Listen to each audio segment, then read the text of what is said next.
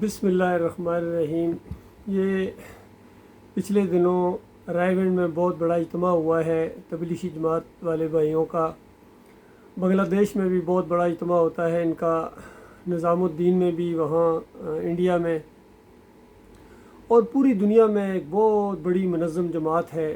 سادگی بھی ہے اور وقت بھی دیتے ہیں، اپنا پیسہ خرچ کر کے آتے ہیں، لیکن عقیدے کے اندر خرابی ہے، توحید کی بجائے شرک ہے۔ یہ بہت بڑا المیہ ہے، اللہ کے بندو اس بات کو غور سے سنو، کیونکہ اگر عقیدے کے اندر شرک رہ جائے اور انسان کی موت آ جائے تو چاہے وہ جتنی مرضی تبلیغ کرتا رہا ہو، جتنا مرضی اس نے عمل کیا ہو، اللہ تعالیٰ نے مثال کے طور پر فرمایا کہ تم کیا چیز ہو، یہ میرے انبیاء ہیں، ان سے زیادہ کون عمل کرے گا، ان سے زیادہ کون تبلیغ کرے گا، ان سے زیادہ کس نے زندگیاں وقف کی ہوں گی اللہ کے راستے میں۔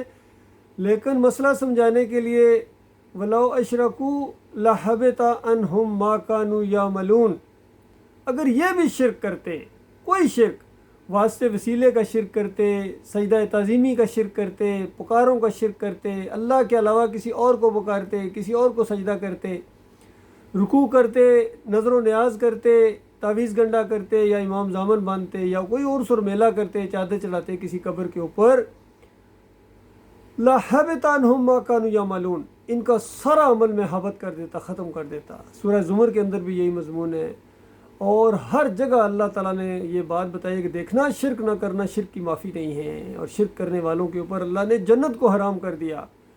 نبی علیہ السلام نے فرمایا مَن مَات یشرک باللہ شیئن دخل النار، شیئن بھی شرک کیا تو دخل النار ہو جائیں گے مرنے والے اگر توبہ نہ کی۔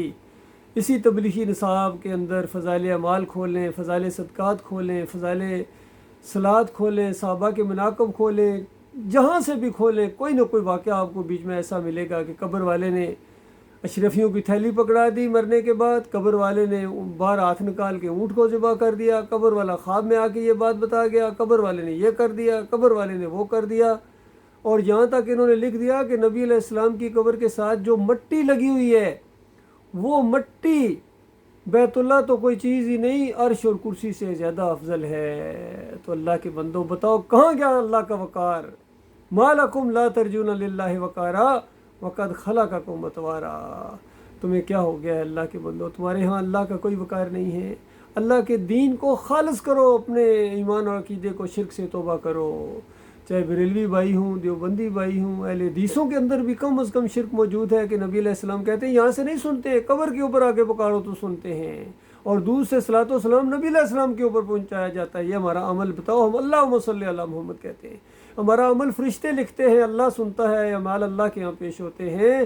تو یہ دو شرک موٹے موٹے اہل حدیثوں کے اندر، سلفیوں کے اندر، حنبلیوں کے اندر، یہاں سعودیوں کے اندر بھی پائے جاتے ہیں۔ پھر سب کا جو مشترکہ جرم ہے، سارے اس کے اندر ملوث ہو گئے، یہ دین کے اوپر اجرت لینے کا معاملہ ہے۔ صلات پڑھانے کے پیسے لیتے ہیں، امامت کے یہ تنخواہ دار ہیں، اذان دینے کے اندازہ لگائیے پیسے لیتے ہیں، یہ اجرت لیتے ہیں، تنخواہ لیتے ہیں، اور اللہ کے دین کے لیے کب کرو گے؟ اپنی نمازیں کب پڑھو گے؟ یہ ایک مسئلہ ہے میرے پیارے بھائیوں، یہ مسئلہ سمجھے بغیر کوئی تمہارا عمل اللہ کے یہاں قبول ہونے والا نہیں۔ یہ بات بالکل کان کی ساری کھڑکیاں کھول کر سن لو کہ اگر عقیدے کے اندر خرابی ہے پھر تو ہمیشہ کی آگ میں رہو گے، پھر تو کوئی عمل آپ کا قابل قبول نہیں ہے۔ اور ایمان ٹھیک کرنے کے بعد پھر تمہیں تبلیغیں کرنی ہے، پھر جہاد کرنا ہے اللہ کے راستے میں۔ تبلیغ سب سے بڑا یہ قرآن کے ذریعے جو جہاد ہوتا ہے، پہلے ماحول بنتا ہے۔ نبی علیہ السلام کی زندگی بہترین نمونہ ہے، اللہ کے بندوں نبی علیہ السلام کی طرح اٹھو۔ کس طرح اٹھے تھے؟ اکیلے سے، ایک سے دو، دو سے تین ہوتے چلے گئے ایمان خالص کے اوپر، اور کوئی کمپرومائز نہیں ہے، کوئی لین دین نہیں ہے۔ لہٰذا آج پوری دنیا میں جو مسلمانوں کی درگت بنی ہوئی ہے وہ اسی شرک کی وجہ سے، اللہ کے بندوں جنگیں سر کے اوپر منڈلا رہی، میزائلوں کی بارش ہونے والی ہے تمہارے اوپر اسی جرم کی وجہ سے۔ ان کے اوپر میزائلوں کی بارش ہوگی انڈیا والوں کے اوپر، کیونکہ انہوں نے مورتی پوجا کی ہے، اللہ کو چھوڑ کر انہوں نے بھی اور معبود بنائے ہیں۔ گنیش ان کا بھی کھڑا ہے اور ان کا بابا پڑا ہوا ہے، ان کے اوپر میزائلوں کی بارش ہوگی کیونکہ انہوں نے مزاروں کو پوجا ہے، قبروں کو پوجا ہے، پیروں کو پوجا ہے، مولویوں کو پوجا ہے، جمہوریت کو پوجا ہے۔ سارے بت ہیں اللہ کے بندوں، ان بتوں کو توڑو، اللہ کے ساتھ جڑ جاؤ، آخرت کی فکر کرو۔ کلمہ یہ جو تمہارا آخری سہارا ہے، لا الہ الا اللہ محمد رسول اللہ، اللہ کے علاوہ کوئی معبود نہیں ہے، اور محمد صلی اللہ علیہ وسلم اللہ کے آخری رسول ہیں۔ تو یہ کلمے کے پہلے حصے کا انکار کر دیتے ہو شرک کر کے، لا الہ الا اللہ، اللہ کے علاوہ کوئی معبود نہیں۔ کیا مطلب ہے؟ کوئی داتا نہیں، کوئی دستگیر نہیں، کوئی مشکل کشا نہیں، کوئی حاجت روا نہیں، کوئی غریب نواز نہیں، کوئی پکارے جانے کے لائق ہی نہیں ہے، پھر یا علی مدد، یا رسول مدد، یا غوث مدد کہاں سے آ گیا؟ کوئی جب نظر و نیاز کے لائق ہی نہیں ہے تو کہاں سے آ گئی یہ 11ویں اور 12ویں اور یہ میلادیں، اور یہ کہاں سے یہ 10 محرم کے شربت کہاں سے آ گئے؟ جب اللہ کے علاوہ کی بھروسے اور توکل کے لائق نہیں ہے تو پھر یہ امام زامن اور یہ تعویذ گنڈا، یہ ساری کہاں سے چیزیں آ گئیں؟ یہ کہاں سے لے کے آ گئے ہو؟ کس نے تمہیں پٹڑی سے اتار دیا ہے؟ تو ایمان خالص کی طرف واپس لوٹو میرے بھائیو۔ اللہ تعالیٰ پوری دنیا کی قیادت آپ کو دے رہا ہے اور موقع ملا ہے آپ کو اللہ کے دین کو ذرا برابر اس میں شرمانے کی اور گھبرانے کی ضرورت نہیں ہے، ذہنی مروبیت کی ضرورت نہیں ہے۔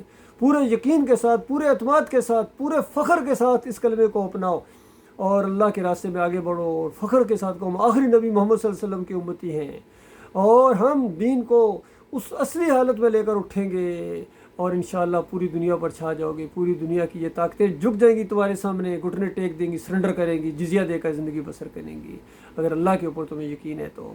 باقی اگر لگے رہو، اگر اللہ کی بات پر یقین نہیں آتا ہے تو دن تو گزرتے جا رہے ہیں، دن ہفتوں کے اندر مہینے اور سال گزرتے جا رہے ہیں، جو مرتا جا رہا ہے ایمان خالص کے بغیر آگ میں اترتا جا رہا ہے۔ تو لہذا شرک اور کفر کی رکھوالی کرنے کی بجائے اس کا کلا کما کرو اور ایمانداروں کا ساتھ دو۔ ایمان خالص کی یہ دعوت اٹھی ہے، یہ اللہ کی پارٹی ہے، اس میں شامل ہو جاؤ اللہ کے بندو۔